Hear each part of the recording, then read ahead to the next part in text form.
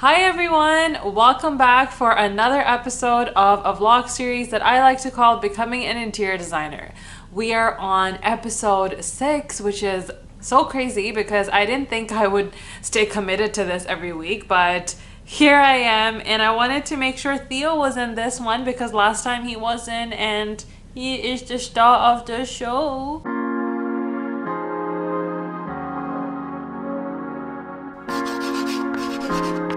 I am so excited about this episode because I get to talk about how I got my first client.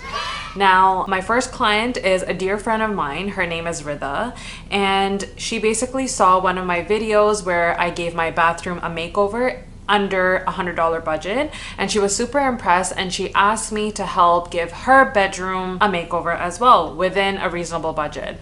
And so this was a perfect opportunity for me to not only help my friend out, but to also build my portfolio and get the exposure that I need to really start working with future clients. As I've been really diving myself into this profession, trying to network with people, trying to network with professionals in this industry, I've learned a few things, one of which is the process of dealing with a client.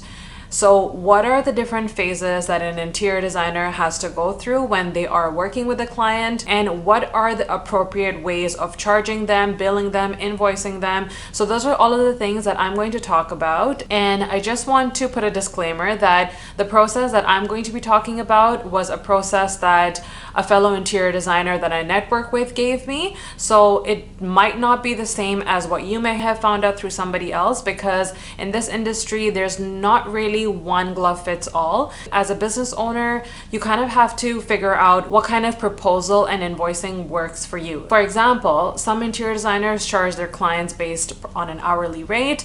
Some interior designers charge them based on the square footage of project that they're working on. So it really depends. But for this particular episode, I'm going to talk about the 5 different phases that an interior designer more or less goes through when they are working with a client. Phase number 1, it's a design consultation. This can last anywhere between 30 to 45 minutes and sometimes can even be offered free, especially if you're someone that's just starting out.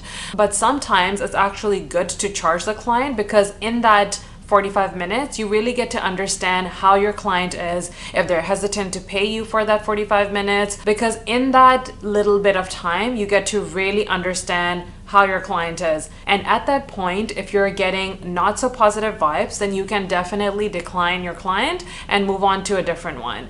You are by no means obligated to work with a client even though you've given your design consultation. Now, within this phase, when you meet with your client, you basically get their brief. In a brief, they give you their requirements, their wishes, what they want. And then during this time, when you meet with your client, you're also taking rough measurements of the square footage and what kind of area you are dealing with. And while you're taking the measurements, the idea here is to draw a rough floor plan of the space so that you're able to take it back with you and really visualize how you're looking to change the space based on the brief that was provided to you. Now, for me specifically, I just got on a phone call with my friend and basically got all of her requirements. She mentioned to me that one of the important things that we need to take into consideration is her existing furniture and how I have to work around that, because she doesn't necessarily have the budget to replace the big items in her room, such as her bed frame, her dresser, as well as her side tables. So currently, the color of her furniture is a walnutty color, which basically grounded the design that I wanted to do for her room.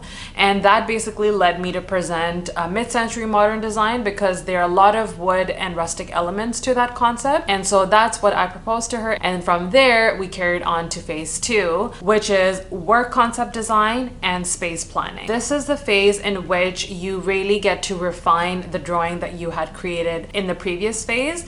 And this is also the phase in which you create mood boards to help your client visualize the concept that you're going for.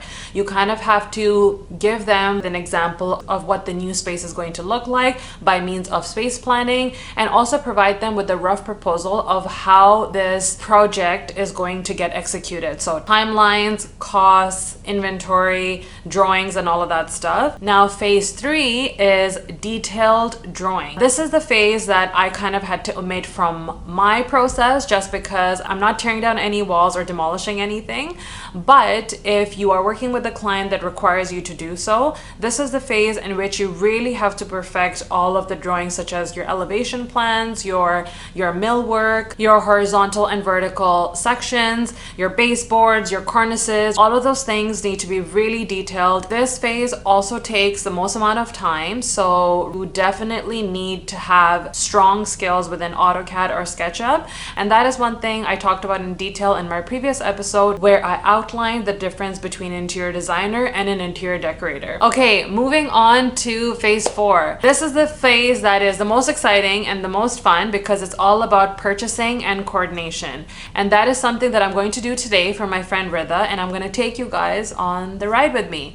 Basically, what you have to do in this phase is once the client has approved the drawings, has approved the proposals, you are now ready to go out and purchase your tiles, your flooring, or whatever you need to purchase to execute your design. For the last phase, phase 5, it's all about site coordination and supervision. This is something that interior designers have to kind of judge based on the project that they're working on. As an interior designer, you are not expected to be on site every single day. However, it is best for you to be on site on important days. So for example, if you're renovating a kitchen and you know that today is a day where your millwork and your cabinetry needs to be placed, well, you better make sure that you are on site for that, because there's so many things that could go wrong. And as a designer, you need to be able to guide the contractors who are going to be helping you install everything. So in a very high level view, these are the main phases that as an interior designer you have to focus on. Now, enough of the talking, let's get to the fun part, which is shopping.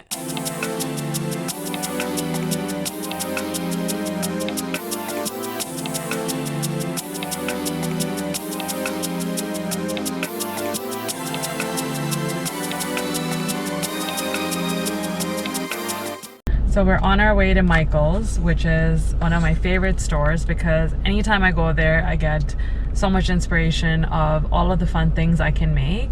And the reason why we're going there is because for this makeover specifically, I wanted to obviously do it on a budget.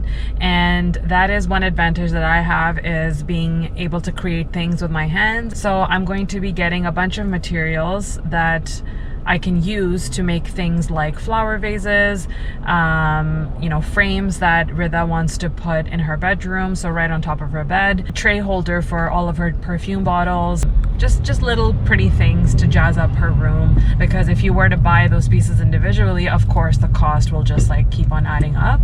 So yeah, that's what we're gonna do at Michael's. I'm excited. Yay!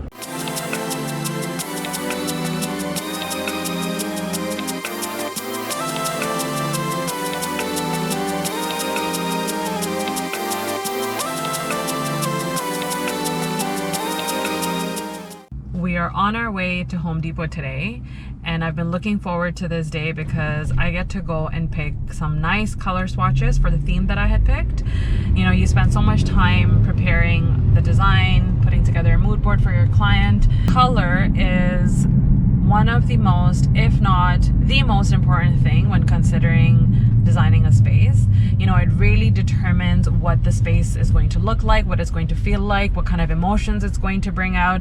And so for Rida's room in particular, I wanted to go with a neutral color for her walls that had a warmer undertone. And that's mainly because the furniture in her room is a dark walnut color, so we wanted to make sure that whatever neutral color we used complemented that warmer tone. I always recommend getting a sample size first and swatching that on the wall before going ahead and buying the whole tub. And that's mainly because color reacts and dances differently to natural light versus artificial light, right?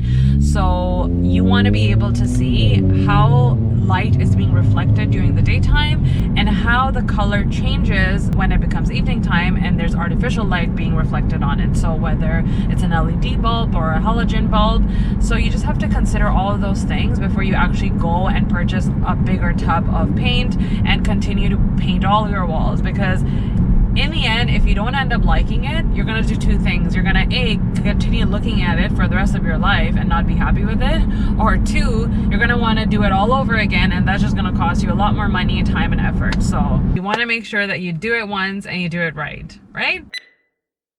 So we're back at home, and as you guys saw, all of the purchasing and delivery coordination has been completed, and I get to go on site and complete the makeover. If you guys want to see a complete transformation from beginning to end, then check out this video where I will be showing you step by step on what we did and how we accomplished it. And as always, if you guys like this video, then definitely give it a thumbs up, subscribe so you are in the know of all of the stuff related to interior design. Until next time, bye!